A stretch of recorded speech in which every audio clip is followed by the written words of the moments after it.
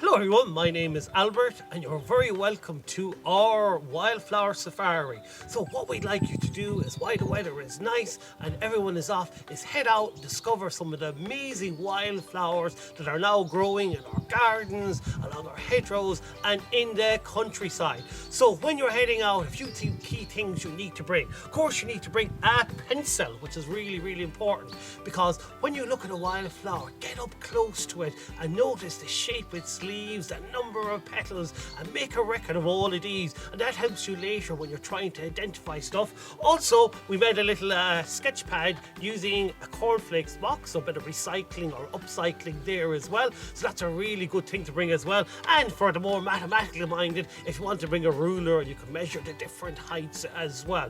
Now, our wildflowers are really important for our wildlife, so we have these lovely guides here that come from the National Biodiversity Centre in Waterford. This one is on butterflies, this one is on bees, and they're really great to help you because wildflowers are excellent for our native insects, and having wildflowers in your garden, encouraging them as well, helps nature as well too. So you could get these Biodiversity Centre. You can also log on your record, so if you find a plant you can put your record on there as well. You can also use your phone as well, which is a great camera, and I think that's for another use as well. Also as well, another great little activity is to take the shape of the leaf, so you build up a record of what they look like. So when you go back, so sketch out the leaf in your pad, get someone to cut it carefully out with the scissors, and also just cornflakes one as well, and you can stick them up, or you can put a little string to them as well. So please do head out there, enjoy the springtime, enjoy the wildflowers, and remember, look, draw, photograph, but please do not pick, and leave them for nature. Harry, what flower are we looking at today? Daisy. The daisy, or the day's eye, and the day's eye is one of our prettiest spring flowers, and it's found in lawns, and the one here is found growing in the front of our house in the gravel. So it's a really tough little plant, and it's really easy to recognise. It has the most beautiful white petals with a little yellow eye, and also it has lovely pink tipped as well, or purple tipped as well. And I was told a lovely story by a Polish lady many years ago that the daisies with the purple are getting ready to go out for their night, and the daisies who are too young to go out don't have any purple on them. Now, the old story goes as well that the daisy, if you could stand on 7 daisies, it's a sign that spring has arrived. And really now the daisies are everywhere, and the weather has been beautiful. Also, the Irish name for daisy is Noni, which is a lovely little name as well. And the daisy is really good for our early butterflies. So I often see green veined white, don't really see bumblebees on it. And every child in school should have learned, or should have done, how to make a daisy chain. It's an absolutely brilliant activity to do. So head out and see if you can find a daisy somewhere in your community. We're looking at a plant today with a sting in its leaf. What is that plant called, Harry?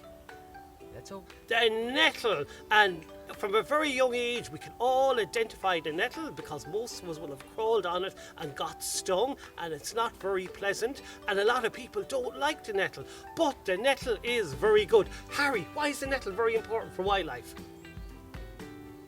It has juice. It has juice. And what feeds on the leaves? What feeds on the leaves?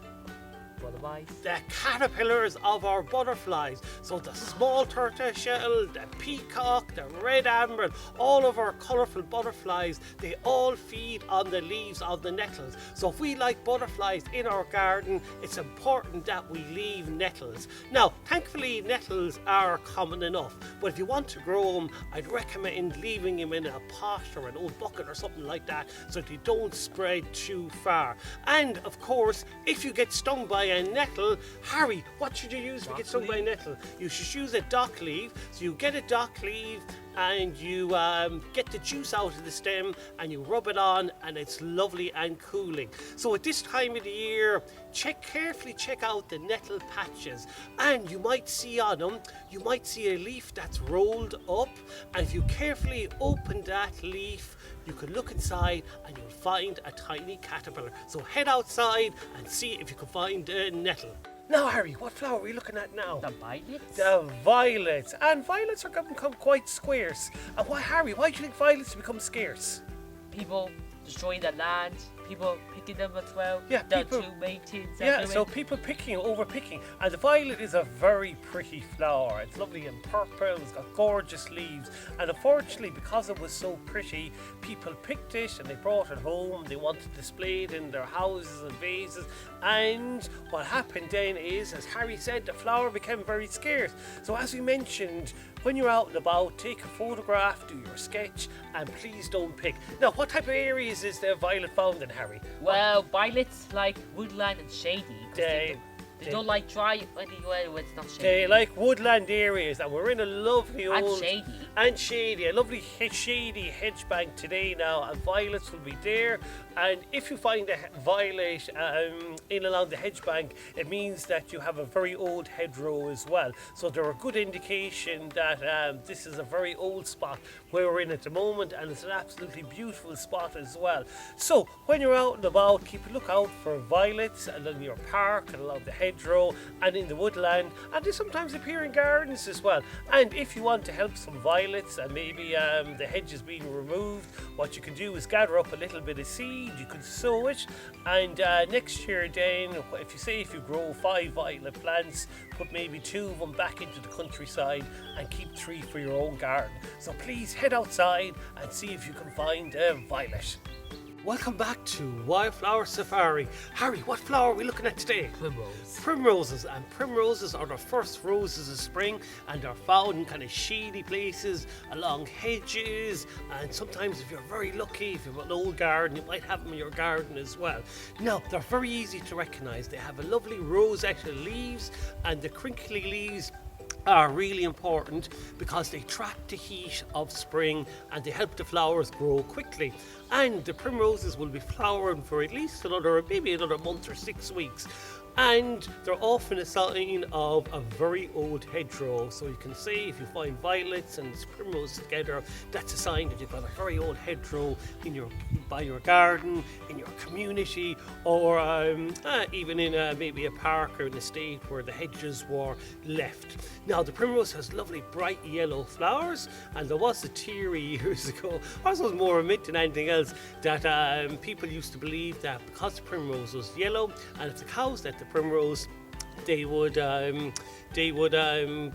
the yellow color in the milk.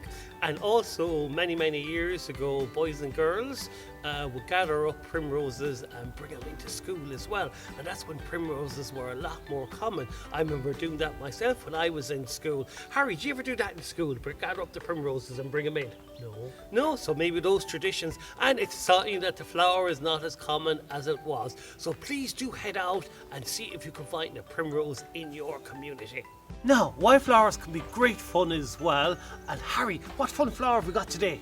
Cleavers. Cleavers. What can we do with cleavers, Harry? Show me what we can do with cleavers.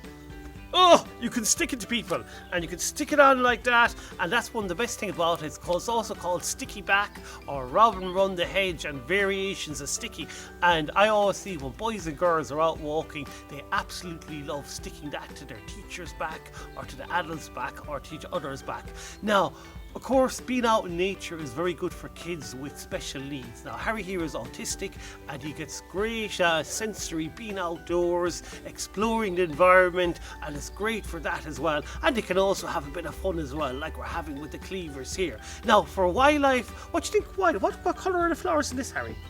They're small and white, aren't they? Yeah, and they have sticky glue. And they sticky grooves as well. And I think sorry, Harry? Sticky hair. Sticky hairs, yes, sorry. And also they're very good for young rabbits will hide in these, and they'll also eat them as well. It's one of nature's very good herbs. And when you want to have it in your garden, again, I keep it somewhere like in a bucket, or maybe at the base of a hedge where it won't become too rampant. But the great thing about this is it's very easy to control. And I have to say that I have to do this to Harry since he did it to me. Here you go, Harry. I stuck it back onto Harry. Okay, Harry, sit back down there. Very good. Okay, so thank you very much for listening in, and do head out and see if you can find cleavers in your garden.